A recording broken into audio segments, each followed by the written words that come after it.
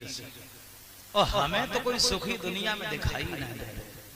कोई अधिकारी से दुखी है, कोई बीमारी से दुखी, कोई रिश्तेदारी से दुखी है, कोई व्यवहारी से, कोई परिवारी से, कोई सारी से, कोई घरवाली से। हमें तो कोई सुखी दिखाई नहीं दे रहा है। प्रदीप ने एक भजन गाया था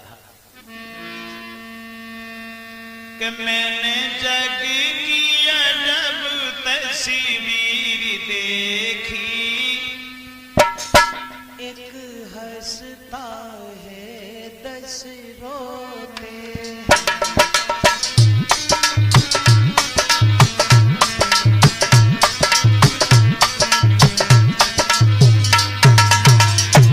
मैंने जग की अजब तस्वीर देखी, एक हंसता है 10 रोते हैं।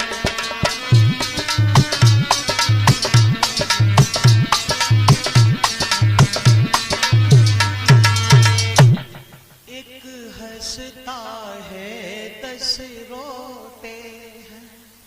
तो आइए गधा को फाइन करते तो का वकील हो।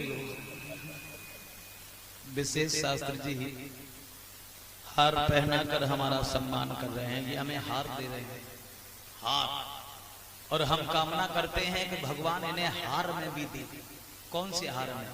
खेत हार में भगवान इन्हें हार में भी दे, आहार में भी दे, रोजगार में भी दे, व्यापार में भी दे, व्यवहार में भी दे, बाजार में भी दे, मतलब हर जगह दे। एक हंसता है 10 रोते हैं। तो संसार में कोई न कोई कष्ट हर आदमी को घेरे है। और अभी हम शरीर से ज्यादा परेशान चल रहे हैं, इलाज चल रहा है हमारा। डॉक्टर ने कहा कि आप बोलेंगे नहीं, बात नहीं करेंगे, चलेंगे नहीं, फिरेंगे नहीं। अब बताओ हम बात नहीं करेंगे तो हम कथा कैसे करेंगे? हमारे घर वाले भी हमसे बहुत नाराज हैं। का जरूरत है जब डॉक्टर मना करते तो मत चिल्लाओ, मत कथा करो, लेकिन हम क्या करें, हमें खुद ही अच्छा ना लगा तो आइए जहाँ प्रसंग चल रहा था कंस वध के बारे में। भगवान श्याम सुंदर वृंदावन से जब मथुरा में गए हैं, नंद बाबा से अनुमति लेने के बाद और जब मथुरा में घूमने के लिए गए तो सबसे पहले कंस के धोबी से भेंट भई। धोबी शराब की नशा में झूमता हुआ रहा है, पूरी गली में अकेले ही बने, जाओ चलो जाए, चलो जाए। भगवान कन्हैया बोले, धोबी भैया हम कंस के मेहमान हैं, कपड़ा इसमें से आप हमें दे दो, तुम्हारा एहसान और हमारा काम हो जाएगा। तो धोबी कहने लगा, क्या राजा के कपड़ा पहनने के लायक चेहरा है तुम्हारा? हटो इधर। भगवान बोले धोबी। धोबी बोला, चीखो नहीं, ये नंद बाबा की जागीर नहीं है, मथुरा है भोजराज कंस का शासन है। धोबी भगवान को बिल्कुल नहीं दबा। और माफ करें, दबेऊ कैसे? क्योंकि जब दबा कोई दबनवाई धो रहा हूं। एक कवि ये कह रहा है, इसको पीने से ही चेहरे पर रूहानी आए, इसे बूढ़ा भी पिए तो जवानी आए। भगवान कन्हैया बोले, धोबी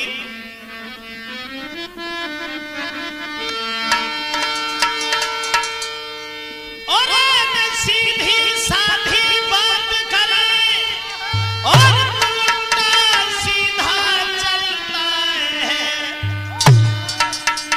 मेरे मीठे बच्चों पे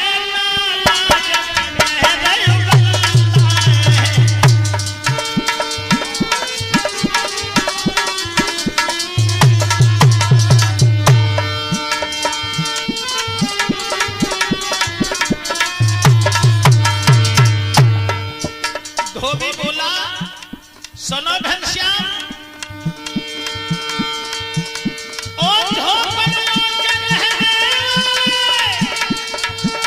मथुरा में सभी अलीर चल गई, नंद बाबा की जागीर नहीं।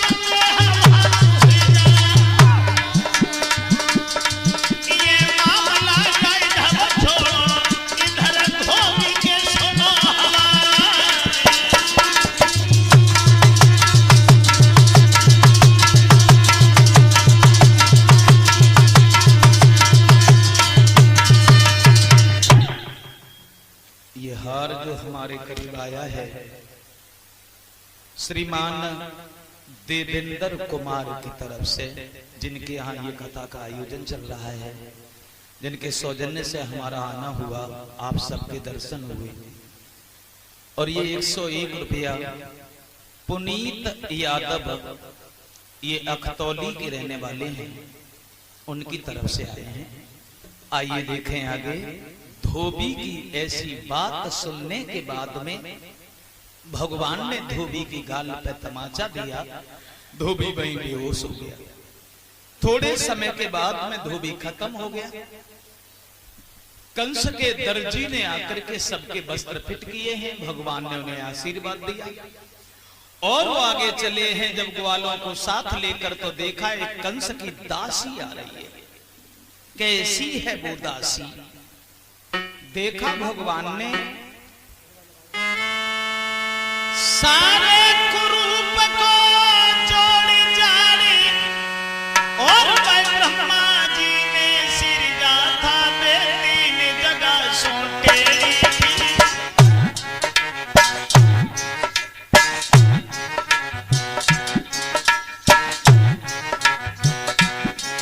वो तीन जगह सोटेड़ी थी और नाम लली को कुबिजा था।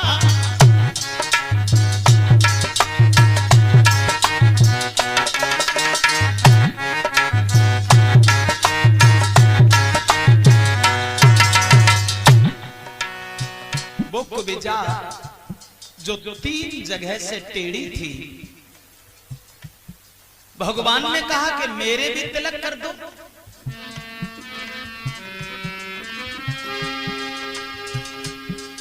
कुबिजा जब भगवान के माथे तक नहीं पहुंची,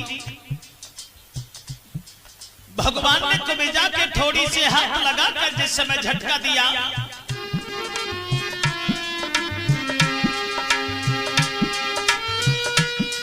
मोहन का हाथ लगाते कुबड़ी मिट के छबिदान भई, फट गया यकायक पर्दा सा कोई दासी देवी समान भई।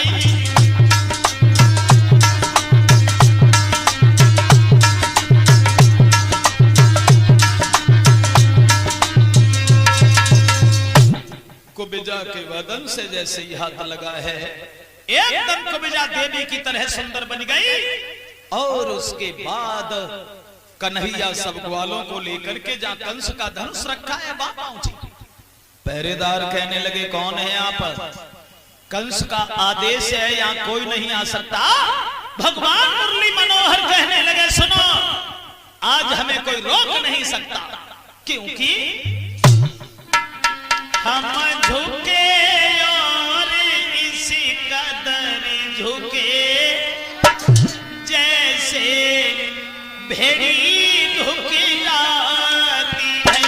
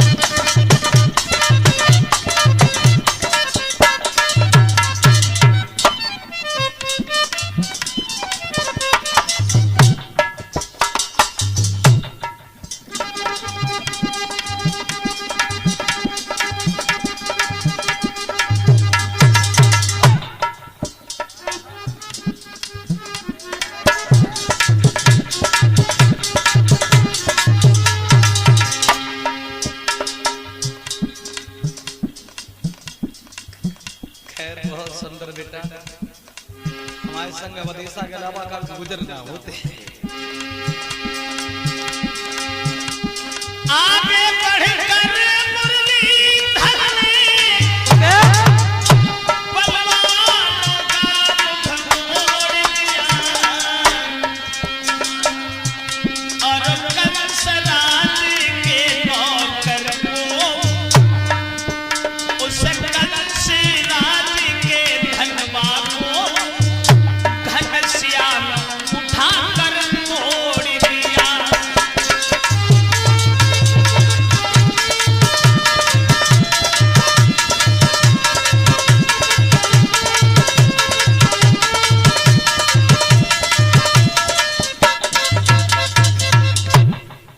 कंस के धनुष को तोड़ने के बाद, माफ करें बहुत जल्दी कर रहा हूं मैं, उसके बाद नंद बाबा के करीब गए हैं।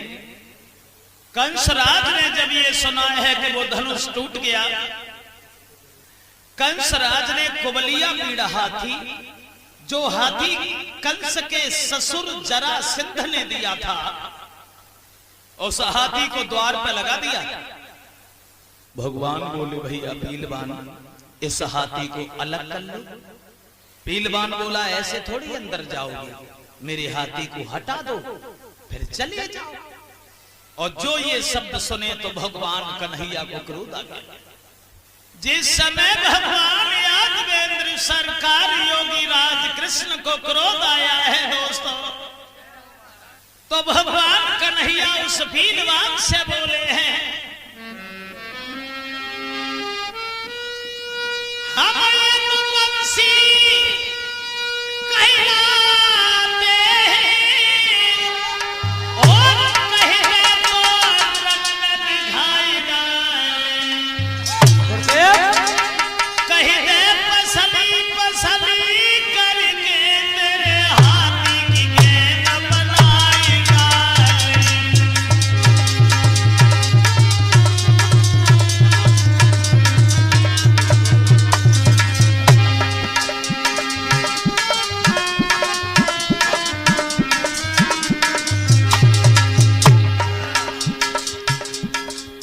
भगवान श्याम बोले हैं इस हाथी को अलग कर ले, अन्यथा बढ़ाए से बड़ा।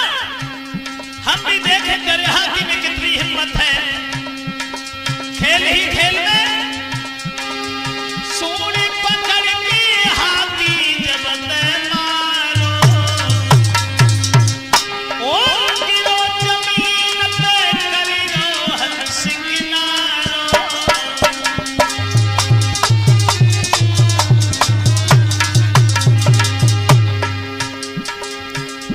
महाराज दांत दो खींच ले तत्काल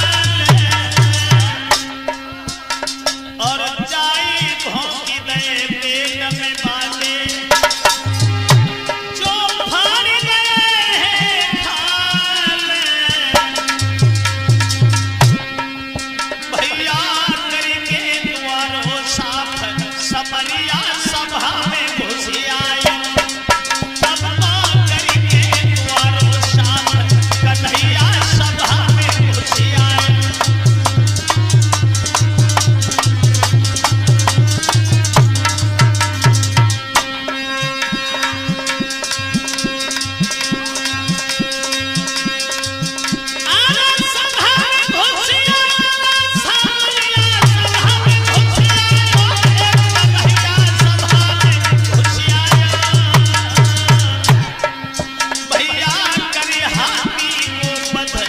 कन्हैया सभा में घुस आए।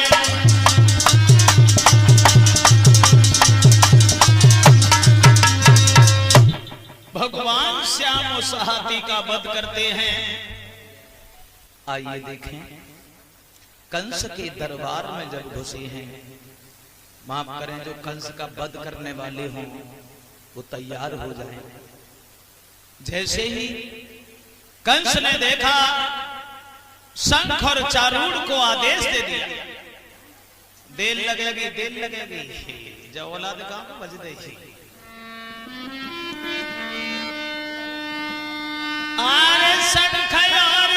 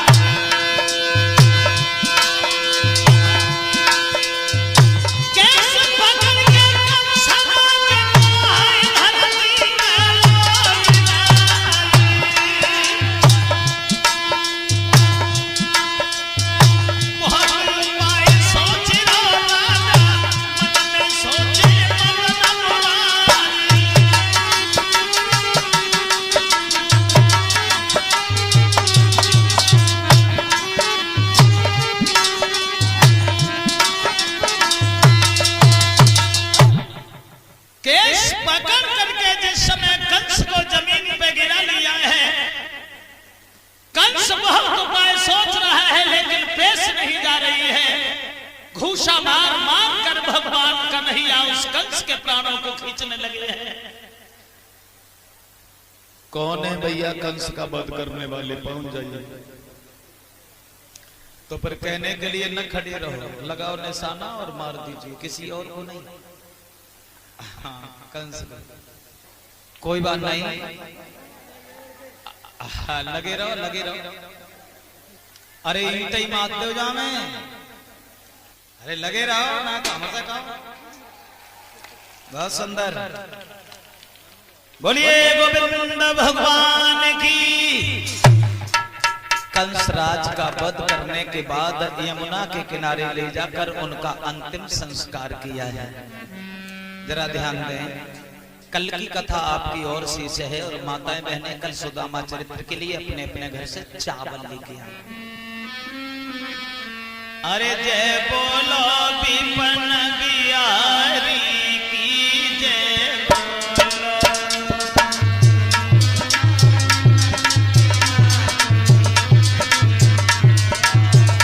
अरे राधा के हितकारी की जय बोलो।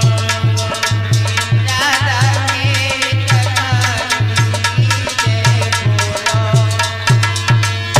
अरे दुर्योधन को भोग न पाए,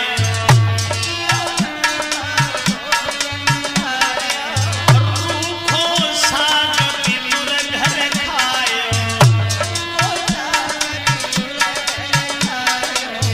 ऐसे प्रेम पुजारी की जय बोलो।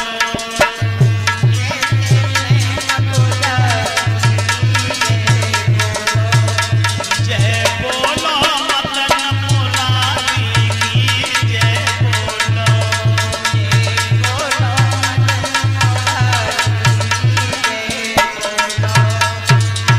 लूट लूट नदी माखन खाए,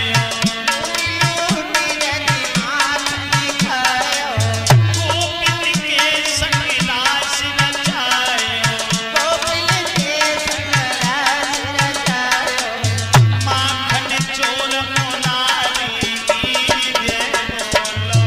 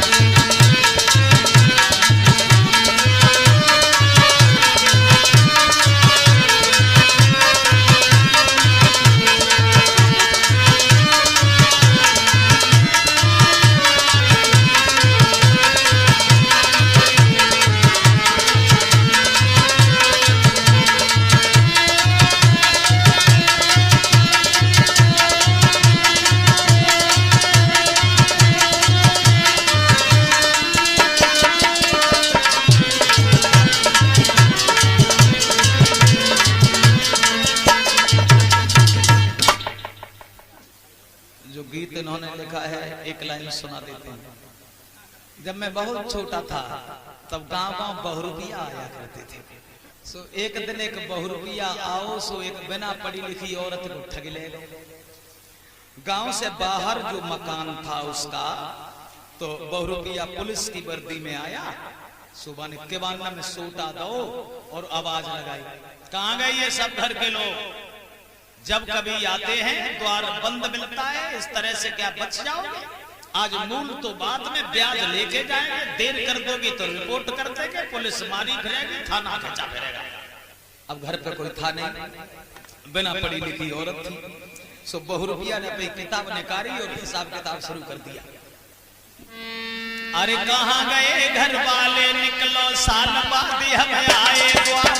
बहु एक दस्तो न पुरानो लाए ताने चीज उधार दुई बोरा हल्दी के आए आई उड़द मूंग की दाल अजवाइन और तेल चिकनई गरी के बोरा आए चार 6 कुंतल तो हदी मिठाई जामे नहीं चीजन गोपाल लेन देन में देर करोगे करे रिपोर्ट अबे सरकार मारी मारी पुलिस फिरेगी बहाजे फिरेगे थानेदार हम तुम दोनों बच जावेंगे परे है और गाड़ू फरमा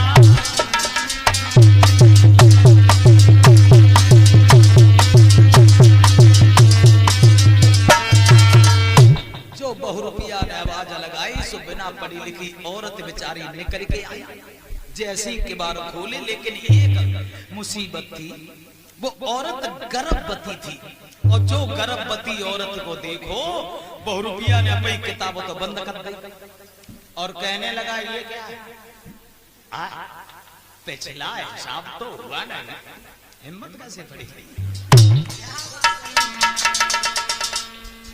और बहुरूपिया बोलो कि पैसा पिछलो ही उधार जद्दू सरे की तैयारी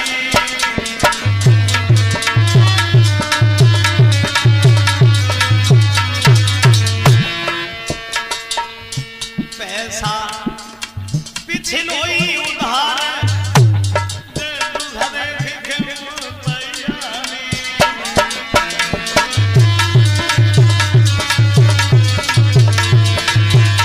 आरे देख के बहुरूपिया सतरानो नारी को बात बताई बिना पूछे हम लोगन से कैसे हिम्मत पड़ी गई के ये गल्ले थानेदार दूसरे दिन